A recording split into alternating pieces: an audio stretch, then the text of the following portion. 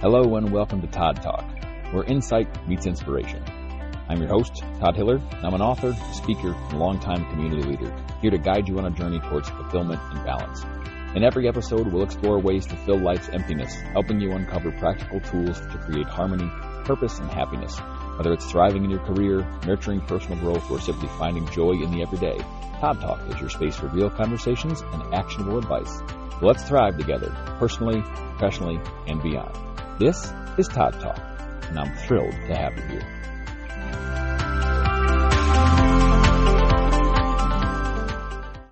Have you ever stood in front of a problem so big that you didn't even know where to start? I mean, one of those moments where your brain kind of freezes and all you can think is, there is no way I'm getting through this.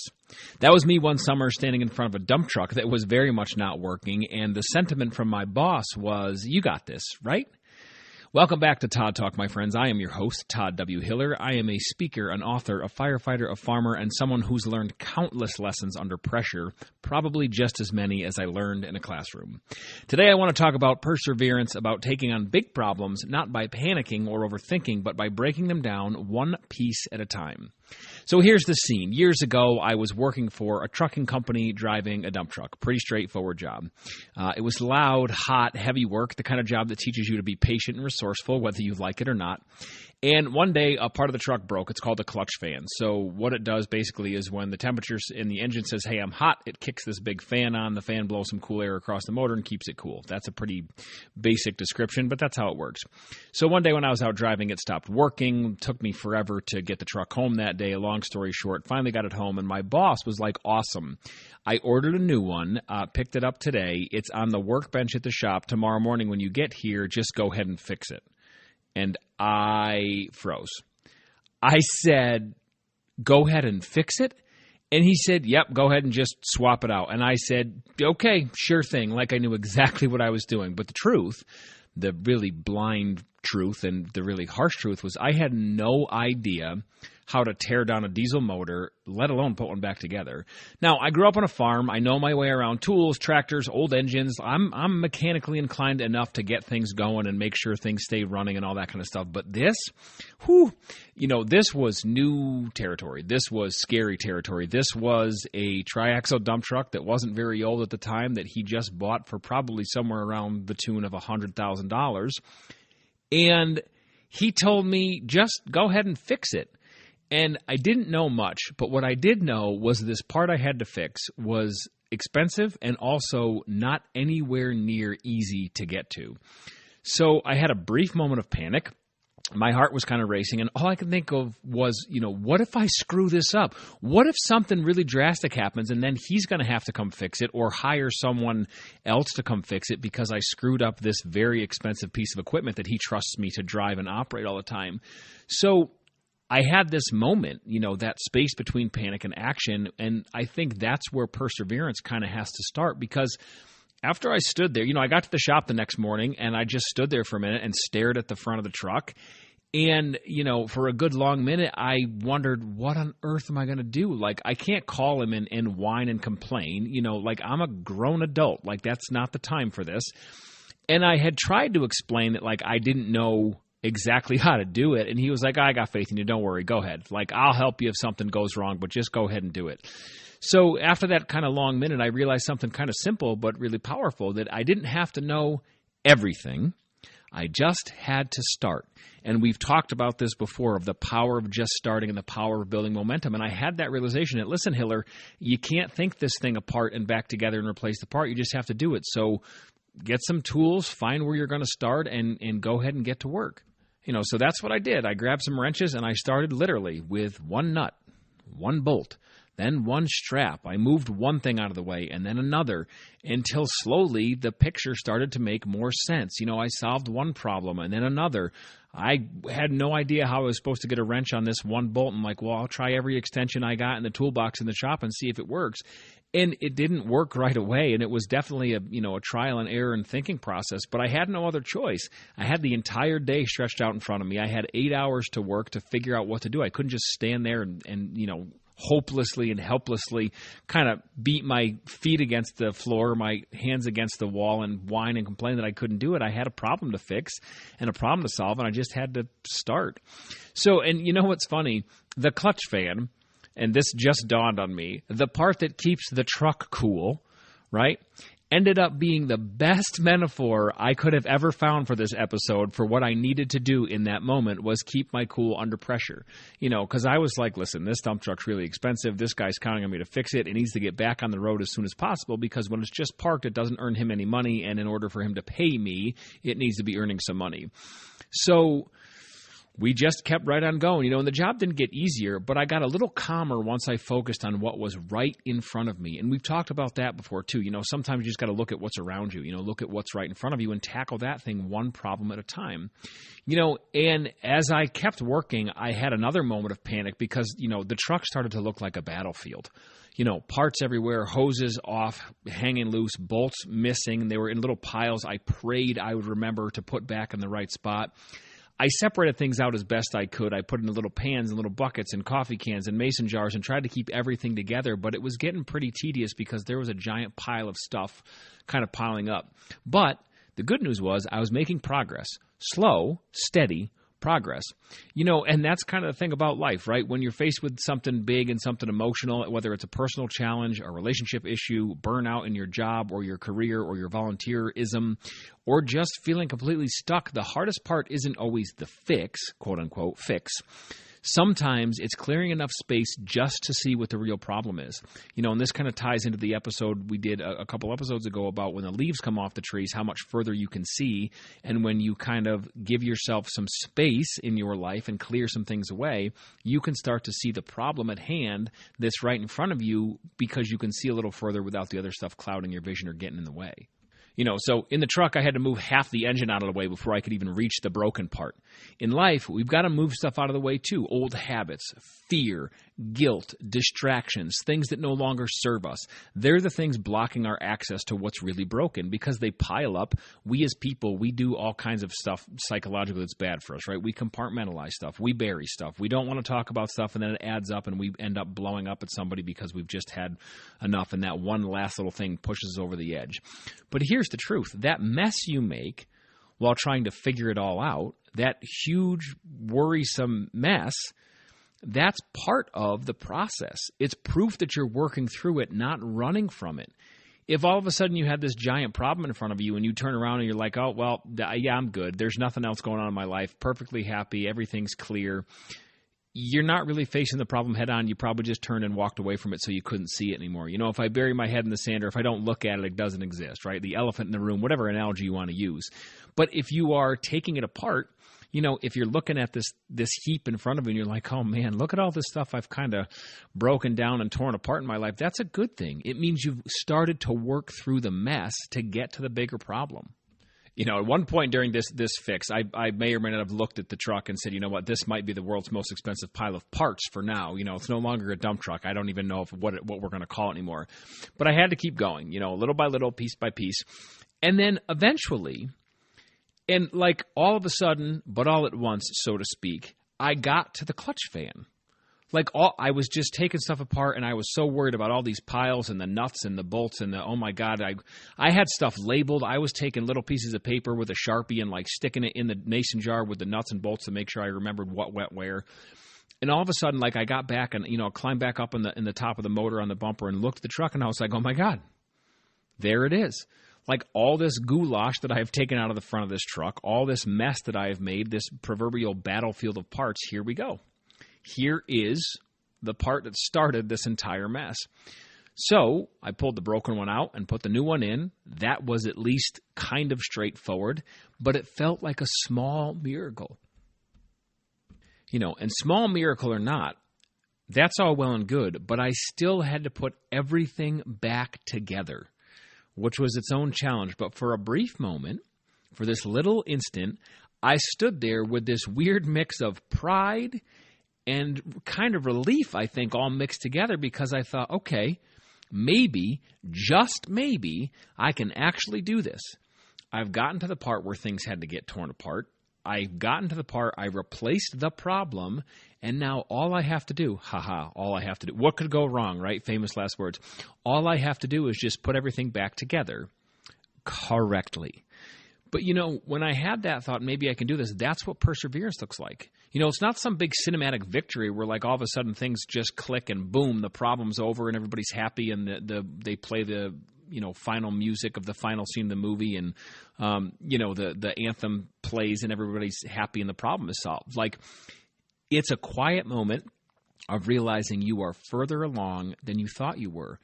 And that's, when I was making all these notes, because I had this idea, and I forgot to give you guys the backstory too. So the other day we went to a big barn fire, and I saw this guy I used to work for, and we just got talking about, we were talking about the fire at first, and once the fire was out and we were kind of cleaning up, he and I just got talking, and we were sort of reminiscent about when I used to work for him, and, it dawned on me, I'm like, oh my God, I remember that day that he told me to do this, and I had this idea for this episode about, like, all the things it taught me, and it kind of dawned on me while I was making my notes, like, the clutch fan's job is to keep the motor from overheating, right?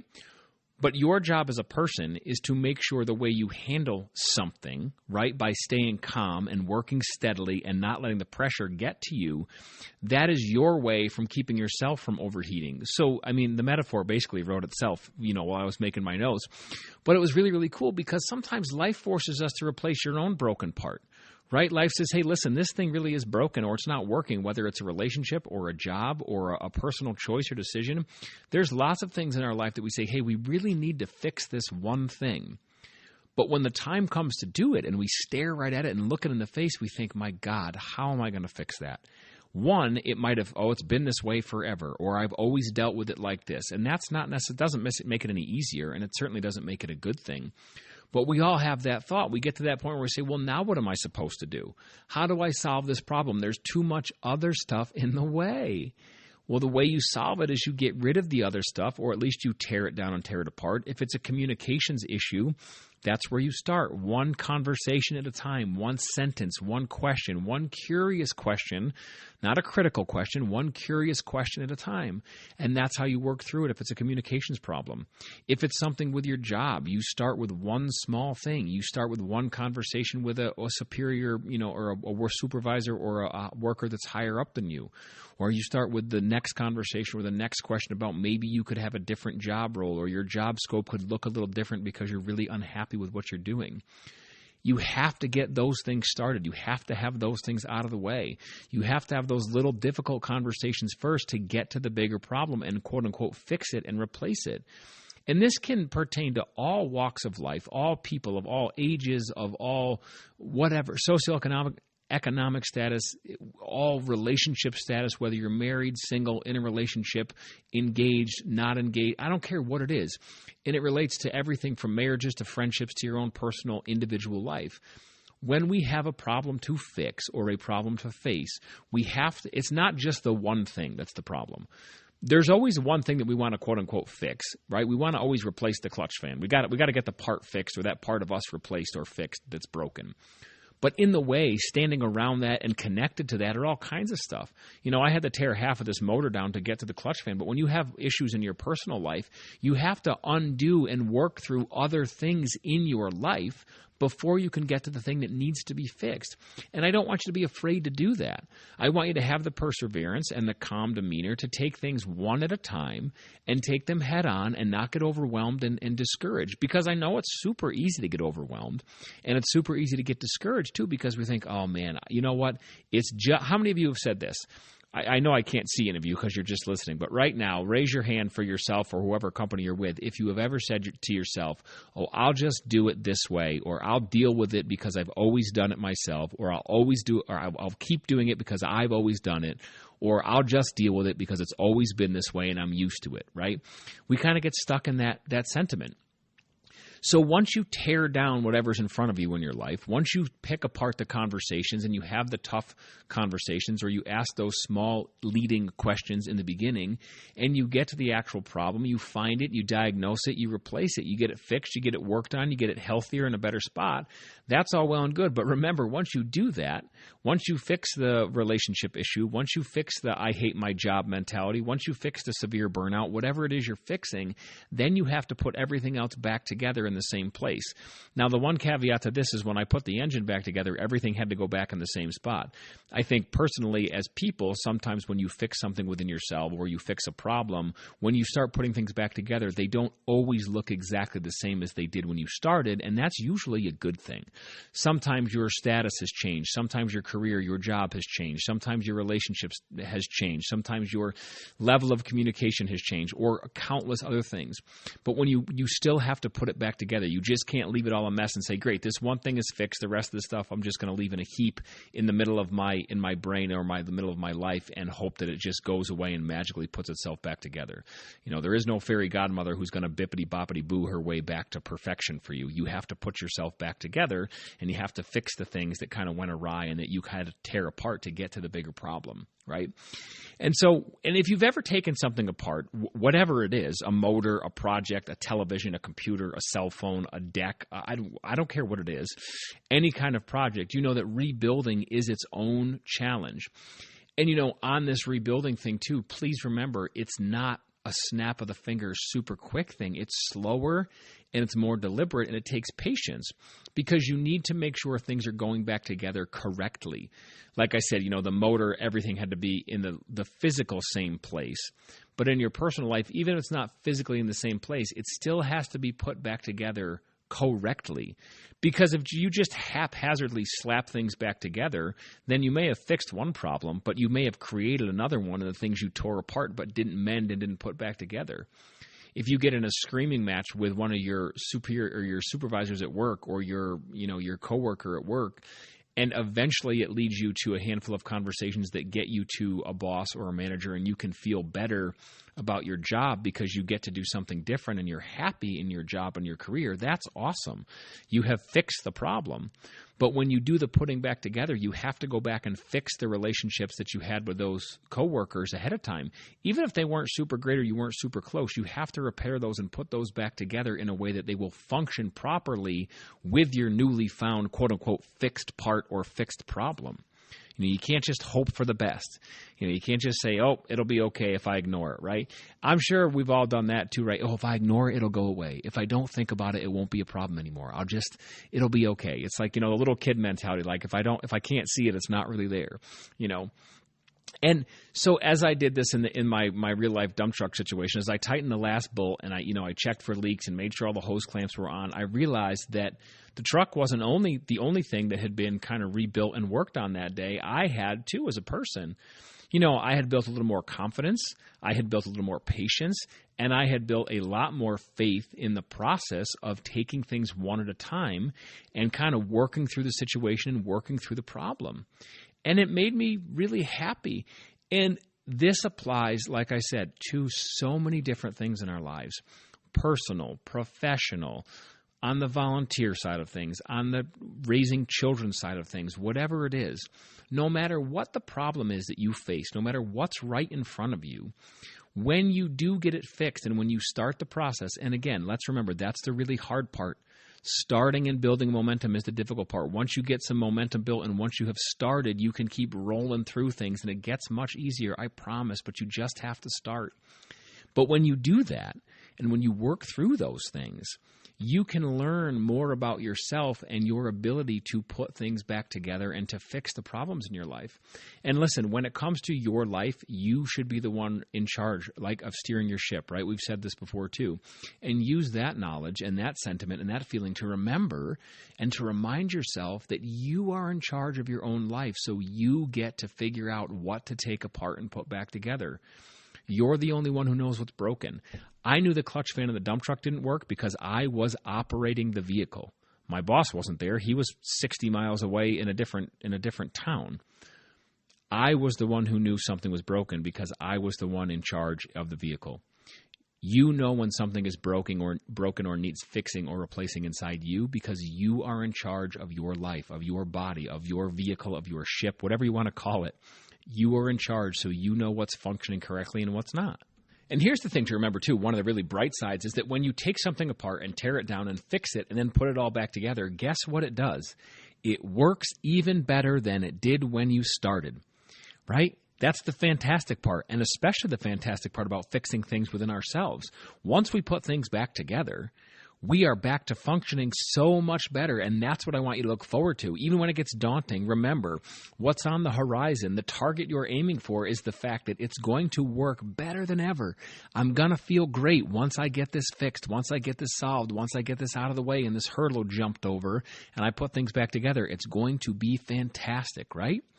So don't forget about that, right? The reassembly is really important because growth isn't just about breaking down the problem and moving things in your life to find what's actually wrong. It's about putting yourself back in order and feeling stronger and smoother and better and more capable and more confident than you did before. And that's a really beautiful thing when that happens, and you owe that to yourself to do that. You owe it to yourself to feel good about your days and about your ability to conquer challenges and take on your life day to day. You really, really do. So, my friends, here's what I have to leave you with today.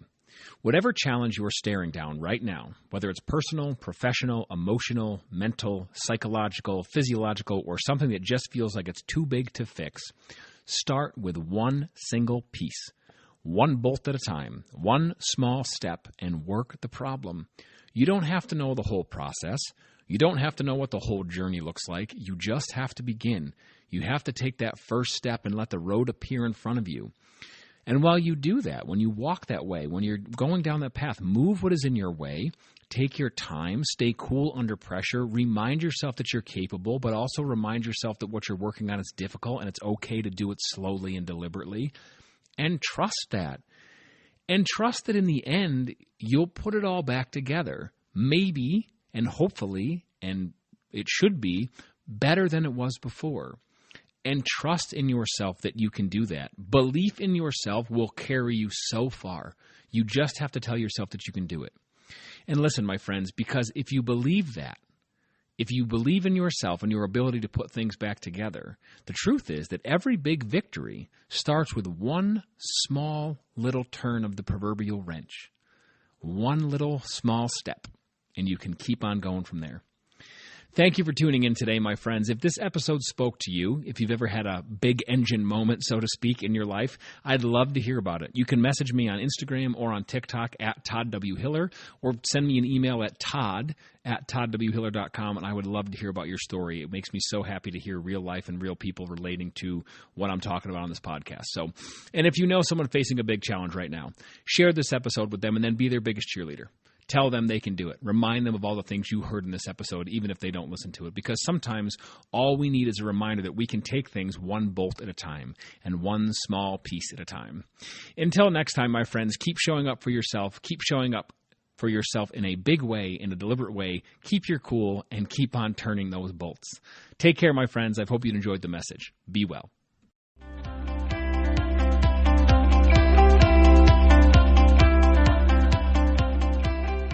Thanks for tuning in to Todd Talk. If you've liked what you've heard, please go ahead and subscribe and follow along so you don't miss any updates or new episodes. Thanks very much and enjoy the rest of your day.